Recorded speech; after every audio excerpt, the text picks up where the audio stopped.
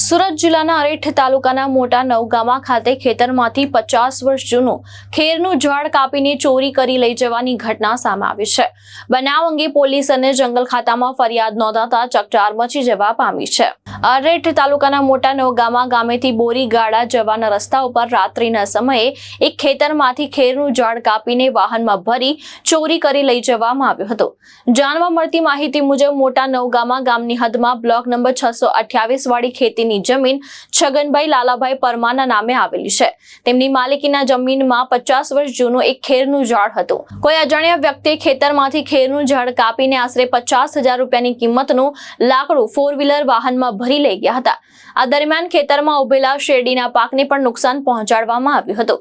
બનાવ અંગે Tadkeshwar police station તેમજ જંગલ ખાતા વિભાગના અધિકારીને લેખિતમાં ફરિયાદ કરવામાં આવી છે। ફરિયાદ નોંધાતા ચોરી કરનારાઓમાં ફફડાટ વ્યાપી ગયો છે। નોગામા ગામ માંડવી તાલુકો સુરત જિલ્લો તાલુકો એમ અરેઠ લાગે છે, પણ સુરત જિલ્લામાં મારું ખેતર બોરીગાડા માર્ગ ઉપર આવેલું છે। પાકો રોડ છે અને બાજુમાં રોડની બાજુમાં ખેતર છે। ખેતરમાં ખેરનું ઝાડ હતું। ખેરનું ઝાડ રાતના ચોરી કરી તે વત્તા લોકોને રસ્તો નહીં મળ્યો તો હેડી મોટી હતી તે હેડીમાં ઘાલી દીધું ટેમ્પો અને હેડીનું ઘણું નુકસાન કર્યું છે। જીતેન્દ્ર સોલંકી, દ્રષ્ટિકોણ ન્યૂઝ, માંડવી, સુરત।